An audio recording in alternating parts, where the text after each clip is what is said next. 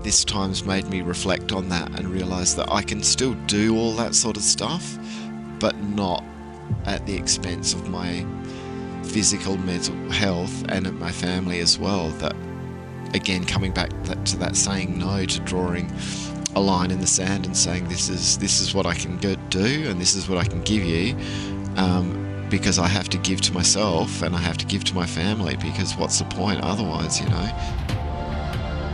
This is the Deep in the Weeds podcast. I'm Anthony Huckstep. For many, the pandemic has reshuffled the deck in regards to how we live our lives, the careers we've forged, and what truly matters. But some were already adapting and changing their roles due to personal experiences that had them foreseeing the winds of change already. With many in the industry questioning the personal costs of their commitment to their careers, what does a career in hospitality look like moving forward? Martin O'Connor is one of Adelaide's most respected general managers and award-winning front-of-house professional. Martin, how are you going? I'm good, Anthony. How are you, mate? I'm good. Now, you've had a pretty turbulent year, and the winds of change actually started for you before the pandemic. Can you tell us a bit about that time? Yeah, sure. It was mid-January-ish. I was managing in a large venue, and my wife became quite ill, and it kept happening and more repeatedly, and we were very concerned and went to hospitals and got tests done, but nobody could seem to find out what the problem was, and it was ongoing, and I just could not focus on the job at hand because I had to look after my wife. So I approached the general manager there, and I had to stand down from that role to look after my wife, which was a very nerve-wracking 6 weeks. So we were in and out of hospitals for quite some time getting the tests done, and she was very ill at home in bed, and lots of vomiting and things were occurring and other such things, and we finally did get a confirmation on what it was, and it was stomach related issues, but they couldn't pin it down to anything, but it finally was recorded as a stress-induced thing, because our middle daughter was about 6 months pregnant as well, so she was very concerned about a lot of things and other family issues that were on her plate, and it just took its toll on her, and it just took its time after that with medication and lots of rest, and her employers are really good, and she took a lot of time off, and she's back now working full time, and she's in good health, so that's a huge relief for me, absolutely. The circumstances changed your role within the industry, and you moved to a more casual sort of employment situation in order to adapt to those circumstances. And at that time, the pandemic landed as well. What was it like for you? I got to be honest with you, Anthony. It fucking scared the shit out of me.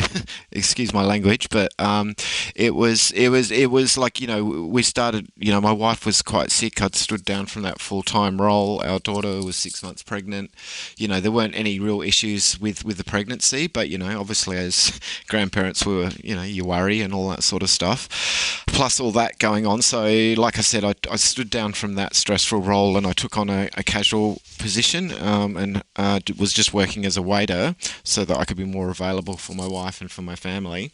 And I think I've stated it before, but there were rumblings of the virus, obviously globally and nationally. It was starting to make an effect, but no real shutdowns or anything had happened. But I think it was around the early March period, the Tasting Australia announcement came out that it got cancelled, and I was just on a break. I was doing a double that day, and I was eating a sandwich and just scrolling through social media as you do, because it was a nice day in the park, and that kind of freaked me out. And then a journo I know sent me a message that they were waiting on a announcement from Scott Morrison about not doing anything over 500 people. And, that just took the wind out of me, and I went back into the restaurant, and everybody sort of heard the news, and we were all pretty freaked out, and lots of meetings were held by the the owners and the senior management, just how that was going to affect everything. And obviously, I think the panic set in the general public, and a lot of events were cancelled, restaurant bookings started to drop, all that sort of thing. And then it escalated into the lockdowns that we saw happen after that. The place I was working for were really good. They did a farewell lunch, got us all together, were talking about how they were going to redesign their business model into takeaway and delivery service to get through and keep people employed and all that sort of stuff. And that's before JobKeeper and all that sort of stuff had come out. So, a lot of businesses were sort of wondering what they could do or how they were going to survive, because nobody knew how long lockdowns were going to go for. It's easy to look back at it now, but at the time it was quite a scary time, really. So it was on top of all the other things that I was going through. I was pretty fucking devastated, to be honest. Yeah. You're used to running venues and award-winning venues and being in control and orchestrating all of that, and you're in circumstances where you're in casual employment and working for businesses that were forced into takeaway. I think at one stage you're even delivering food. What was it like in that situation? Yeah, obviously it's a completely different. It wasn't a position I'd ever thought I'd see myself in at this age of life and in the stage of my career, but it's just you got to adapt and you got to do what you got to do, and sort of keep money coming in the door, and for my own sanity, because if I'm one of those people that need to be doing, I guess it's an industry thing, I need to be doing stuff all the time. So they offered me some shifts doing delivery work, because that's what pretty much all that was on the cards, because the restaurants were closed. And then I manned in between doing that, I'd help, because they had takeaway, wine sales there, because they had a bottle shop license as well. So, that was kind of cool. It was something different. I'd never done any delivery driving. I'd be honest, it freaked me out at first, because I had to use GPS to find places, and I am absolutely bloody hopeless with directions. Like, if you say north, I have no idea where that is. So, I was relying on my phone trying to find places, and yeah, it was pretty weird, but I kind of enjoyed it in a strange way too. It was because at that time while I was doing it, the roads were dead, so that traffic wasn't really an issue. So it was kind of eerie at the same time. It was. But all the people that I delivered food and wine and everything to were just so lovely, because there were laws in place. We had to just drop things down and they had to pick it up, and we had to keep a distance, and they had to, we had to record their details and all that sort of stuff. So everyone that I dealt with personally were really good in the general public about it. But for me, yeah, obviously it was a really strange time, but I actually really enjoyed it on a different level as well. You've had an extraordinary career with the front of house. How are you feeling about the industry at the moment, and your role and people who work in front of house, given what's just happened? I think it's still a very uncertain times about what's going to happen moving forward in this issue. For myself personally, I think I reached the pinnacles of what I can do in the restaurant industry. And then, as I said, I wanted to move into something that was less restaurant based, obviously, because I'm older and my back and legs aren't what they used to be.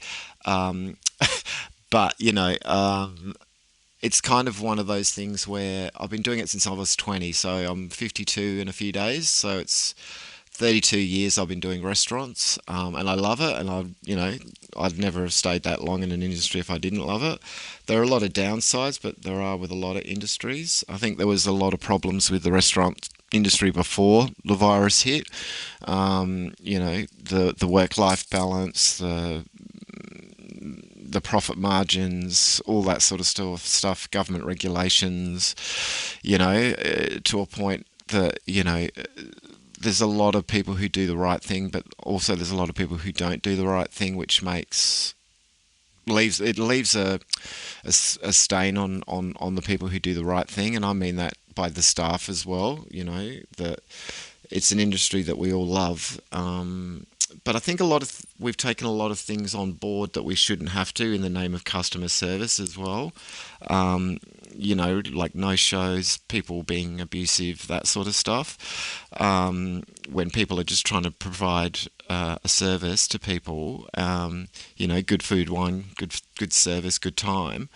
Um, and I think a lot of pressures are being put on people that shouldn't have to be put on, and I think that's something that's starting to change now. I'm noticing.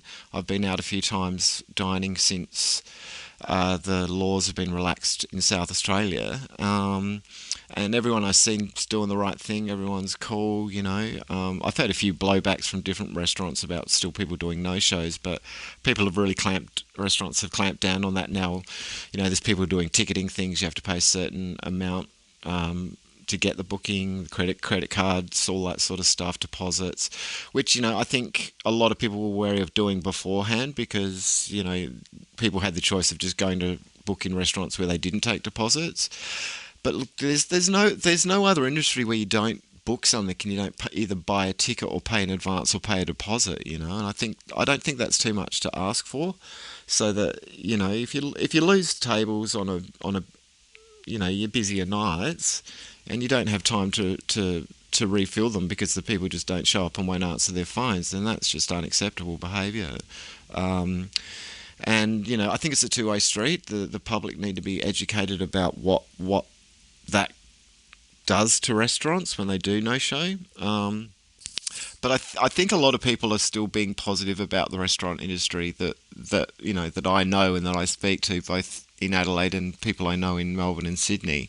I think there's a lot of issues that need to be addressed that we want to do as we go along, and once things are a little bit more certain, and I think that's about the work-life balance and the costs of mental health issues around the stress involved in working in an industry where it can take a lot out of you, both mentally and psychologically. The really long hours, the weekends, the time away from your family, that sort of stuff. Even your days off, you still, if you're in a senior role, you still get emails, phone calls, text messages, things that always have to be dealt with. So it's hard to switch off. And I think that's made people reevaluate what they really think is more important in their lives, and a lot of people have started their own businesses. They're doing catering things, they're cooking things or what things they want to cook, front of house people have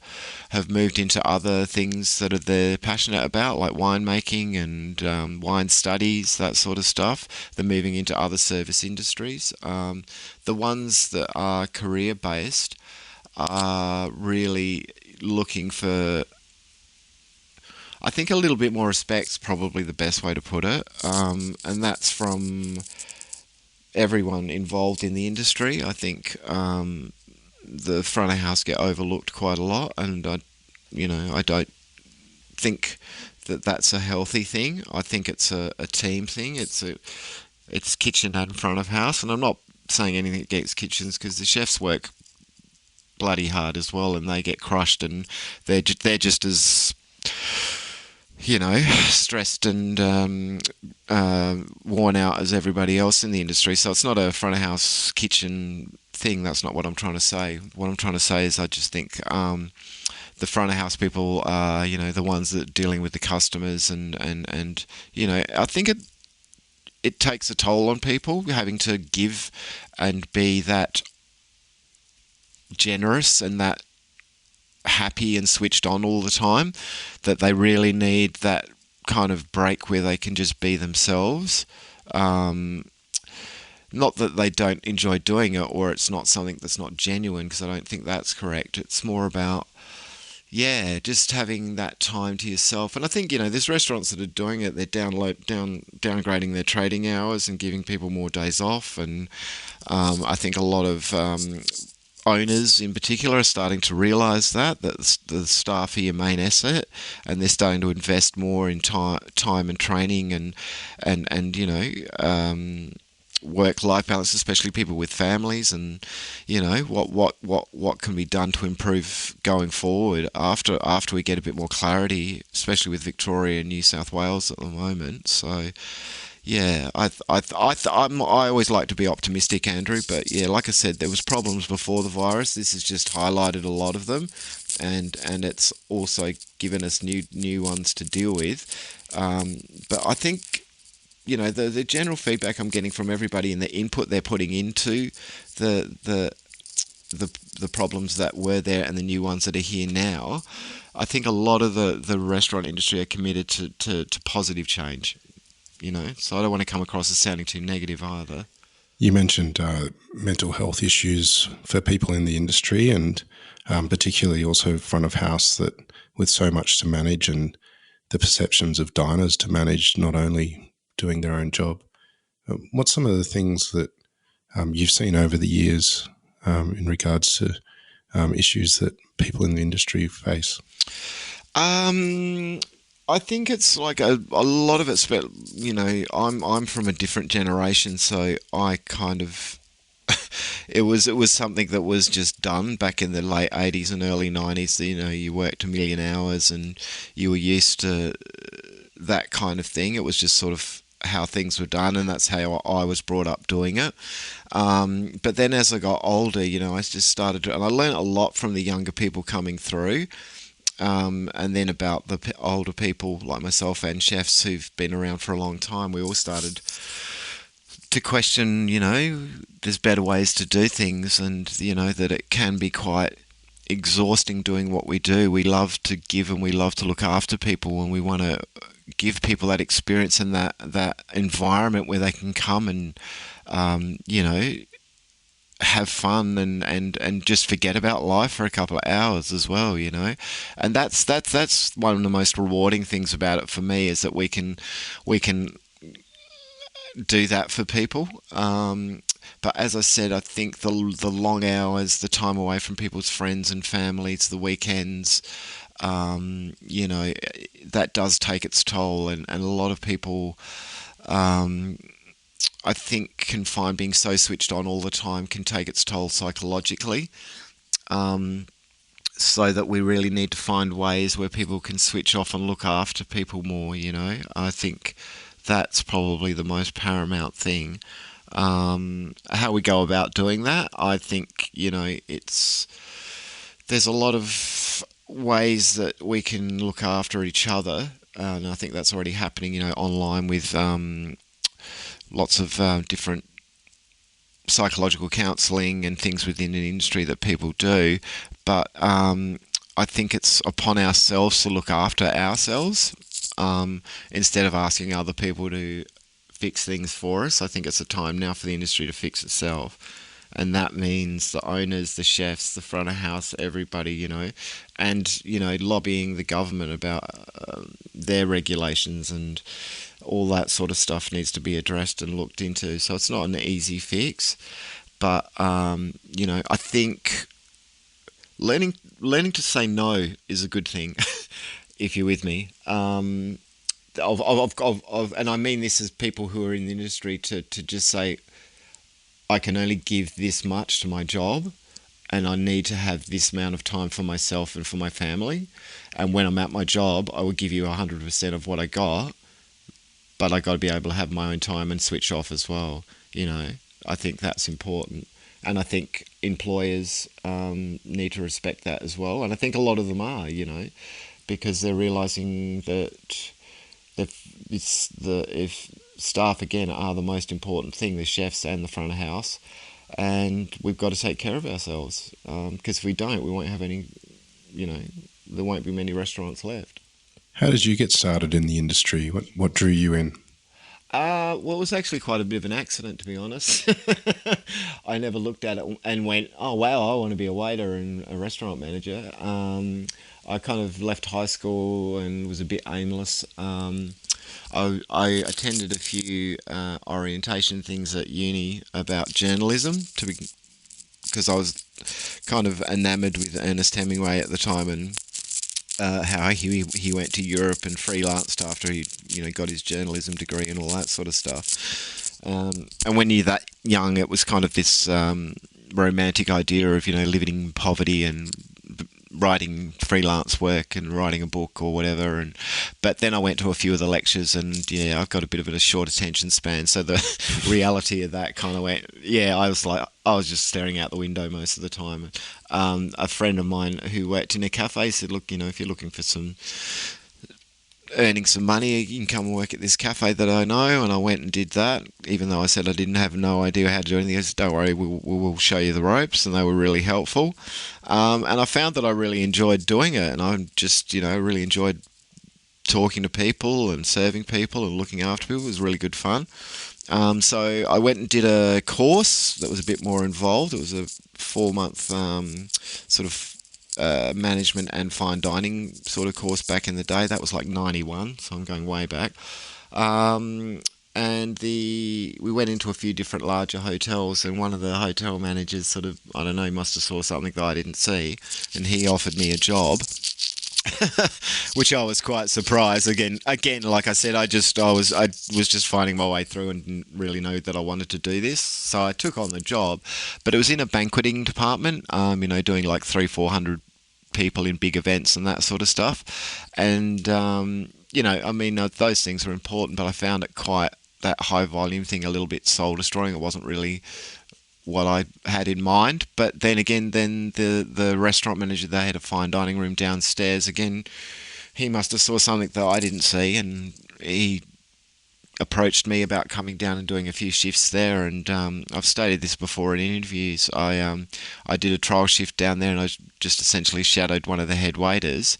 And it was back in the day of flambeing at tables and white gloves and all that silver service stuff, and it was so super cool. And ironing linen and all that sort of stuff, and just watching the intensity and the passion of the kitchen and just the precise way that everything was done.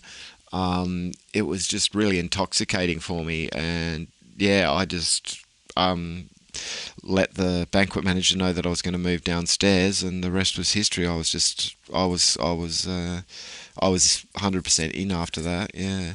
You've been involved in many restaurants and projects and won awards. What's been some of the highlights and favourite projects you've been involved in? There's been a lot. I really enjoyed the McGill Estate restaurant after the refurb when it got shut down and reopened in August. I think it was late August 2013. It opened to the public. And in the first 12 months, we were shocked as anybody that we got number 10 in Gourmet Traveller. We were expecting, maybe 40 or 50 or something like that. So the work put in, and it was great because none of the people there had ever worked together before. All the kitchen team didn't know each other. None of the front of house knew each other. So it was a really exciting, stressful, exhausting, but bonding time that brought us all together, and we achieved some great stuff. And that one always stays with me. It was that was under the scrutiny of the media and the spotlight of the rest of the country, I think, at the time. So, we all had that on our shoulders. And to get those results, that was very, very satisfying for me personally. And then when I sort of moved away and I did a bit of consultancy work, because I'd sort of done as much restaurant managing as I felt like doing at the time, I helped out. I sort of, like, I didn't want to not do it anymore, but it was kind of like, that was like the pinnacle for me. That was a goal that I wanted to achieve, to be involved in a restaurant that could do that.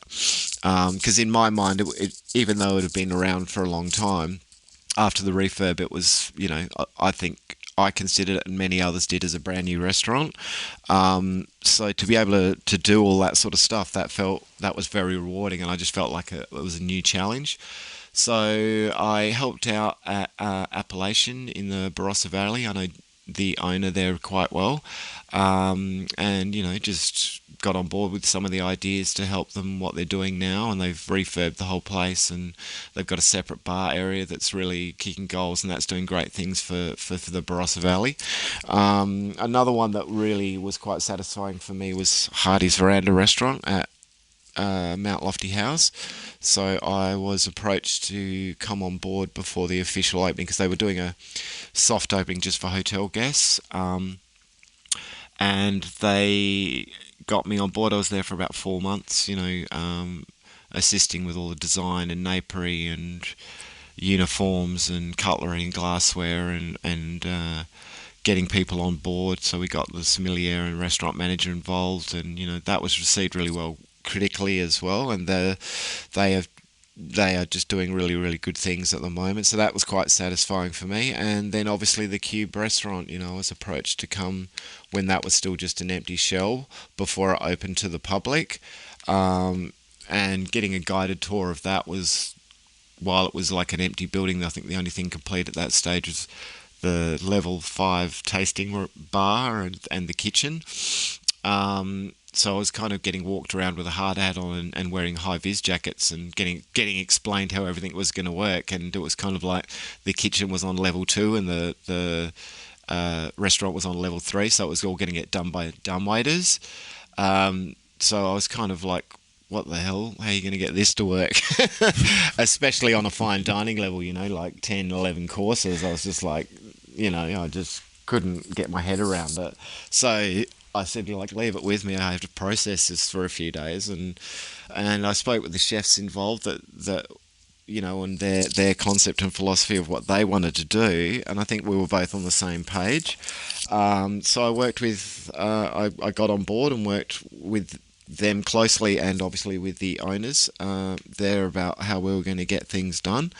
And it worked out really well, and it's just unfortunate with the COVID that they had to shut it down. But I think again, in the 2 years that it was open, it did achieve a lot of things that we probably didn't think were going to happen. And I don't just mean awards and accolades. I mean what the numbers that we managed to end up doing per service period, plus the response from the general public, both local, interstate and overseas, was overwhelming, and that was just so gratifying for us. That was the main thing for us, that everything we devised to make it work delivered an experience that just blew people away. And that's if you can get a chance ever in your career to be involved in an experience like that, money's great, and so are awards, but that nothing can really replace that feeling, I don't think.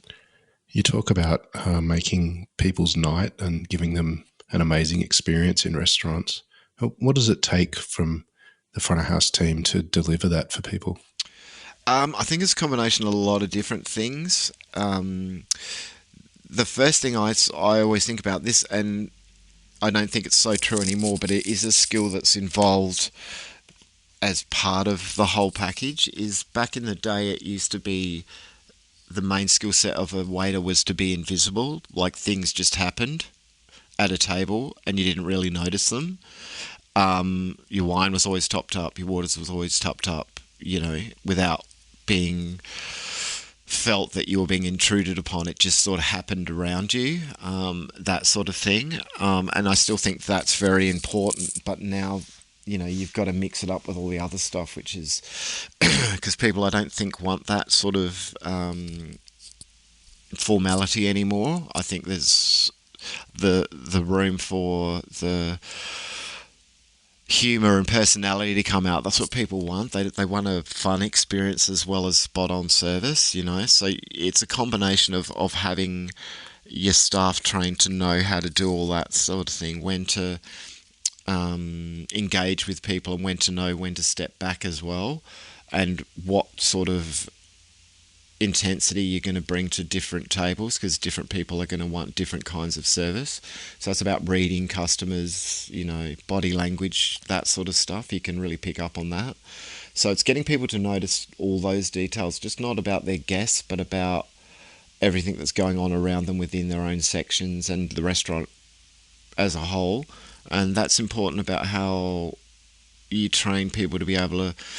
I know it sounds fundamental, but carrying plates, setting cutlery and glassware, swiftly, correctly, and in and out without interfering with guests who, are probably in the middle of a conversation, because you have to pick up on that stuff as well. They could be having a business dinner or a romantic night out, who knows, and you can, that's the skill set, is being able to pick up on people in a really quick time frame, and realizing what it is they want from their experience, and then being able to deliver that to them, and I think if you can do it with personality, with good humor, that's what you really need to focus on. And your product knowledge, obviously, you've got to have that. All of those things are important. You can't just do things and not know what you're talking about. I've never been a fan of people just making stuff up, or I have to go and ask my manager, or let me ask the chef, that sort of stuff. So that's about teams working together, and knowing exactly what it is that they're delivering to their guests, whether it's in a cafe or a fine dining room. I've always been adamant about that it doesn't matter what level you're doing things at, you have to be spot on about what it is. Not just what it is, but who you are as well, What are you, and what are you delivering to people, and what are you trying to say, both through your food and your service, So I think that's important. And you get that vibe when you walk into a restaurant, of a team that have got all of those things spot on. You can just feel it in the room. It's a fun environment. You feel it. It's hard to put into words. I think if there's things missing, or there's conflicts, or there's people who are unsure of what they're doing, you pick up on that, and it feeds into the room. You know what I mean? It's I'm sure you're aware of that. You've been in a lot of restaurants, so it's about. And it's about having fun, you got to train people, and you got to do whatever, but you got to treat people with mutual respect, and everyone's got something to bring to the table, whether they're a food runner, a junior waiter, a head waiter, a supervisor, or a manager, a chef de partie, or a head chef, sous chefs, whatever. Everyone's got a role, everyone's got a voice, and everyone's important, and you got to be there for each other, because that's what it's all about. And if you don't have that, you're not going to have a product that's going to deliver to the customers that's real. And the bottom line of that is it's good for your business, because they're going to come back, and it's healthy for your staff, because you have a fun environment to work in. You've had some challenging personal experiences during this time, but you've also become a grandfather for the first time. What's that like? I'm laughing because I thought I was going to hate it. I was like, dude, I'm only 51. I don't want to be a grandpa yet. No, this isn't supposed to happen for another 5 or 6 years or something like that. Then once it got past my own vanity, I suppose, it was just like, it was kind of nerve-wracking and anxious, and that worrying stuff all over again, and that you have from your kids in the first place, and and because they're your kids, you worry even more about how everything's going to go, and are they okay. But it's just been great that I had that time to be able to be there for both my wife and for my daughter and her partner as well. And we got the call, I think it was like 7 or 8 o'clock in the morning on a Saturday, that the birth happened. And it was like, it's not going to be mad rush, but we went up to the house, their place in the Adelaide Hills, because we were going to look after things, because they were going to be there for 3 or 4 days. And it was like 10 minutes after we got to the house, the hospital called us and said the birth's already happened. It just happened. We weren't expecting it to happen that quickly. So we just dumped our bags and scooted straight off to the hospital. And because of the COVID things, if you can only have a certain amount of people in a room, obviously we were waiting out in the waiting room, just sort of like quite impatient and freaking out. And we had obviously had to let our daughter recover and all that sort of stuff. But then when I walked into the room and there he was, it was just like, man, this is awesome. This is what it's about. And I got to hold him, I think it was probably about half an hour later, once the midwives and everything and all the gave us the A-OK because I'd gotten all my vaccination shots and everything, so I was good. And the little guy just stared at me, and then he started crying, and I started crying too, and it was just, yeah, there isn't a moment that I could say that was better than that. It was just amazing. It really was. When you look back at this period of time in our lives, how are you going to remember it? That's a hard one, isn't it? I think I'm going to look at it as something that's good, I hope. Personally, it's been good. It's been bad as well. Went through a lot of rough stuff, as we've already covered. But that's made me grow so much as a person now, and how much more I want to be involved with my family, and how important they are to me. Even, they always were, and I just wasn't there for their birthdays as much, and the anniversaries, and just family gatherings, and all the stuff I missed out on by working so many hours, because nobody made me. It's what I wanted to do. It's what I loved. My wife understands that. And once I'm involved in something, I'm in. I'm 100%, and I just keep going until it gets to a level that I'm happy with it being at. But now this time's made me reflect on that and realise that I can still do all that sort of stuff, but not at the expense of my physical, mental health, and at my family as well. That, again, coming back to that saying no, to drawing a line in the sand and saying this is what I can do, and this is what I can give you, because I have to give to myself and I have to give to my family, because what's the point otherwise? You're not going to be able to give to your job if you can't be able to recharge and be happy in your personal life as well. So I like to think, looking back at this time, and this is already sort of happening now because we're opening up faster in Adelaide than obviously Victoria and New South Wales, but it's been a devastating time for a lot of people. A lot of people are still unemployed, and there's because of interstate and overseas travel, a lot of restaurants and hotels rely on that. So a lot of people still aren't re-employed, and it's been devastating for them in that regard. And psychologically, the effects of being unemployed and what that does to people, and that uncertainty. But I think a lot of people are coming through that with the support of all these different networks, like not just the podcast you guys are doing, but a lot of work that Danny's doing and all that sort of stuff. And there's a lot of chefs that have started, support groups and people speaking to each other, and everyone, started group chats, and there's different hospitality pages now where people all just connect with each other and really just help support each other out. And I think that's really, really, really, really healthy and positive, and that people are starting to focus on those things now and less on the negatives, even though they're all still there.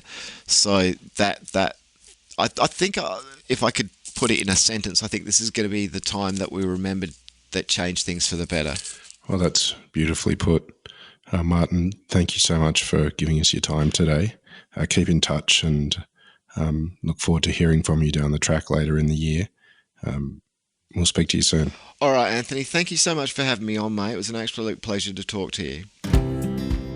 This is the Deep in the Weeds podcast. I'm Anthony Huckstep. Stay tuned as we share the stories of Australia's hospo community, suppliers and producers in search of hope during this pandemic. Special thanks to executive producer Rob Locke for making this all happen.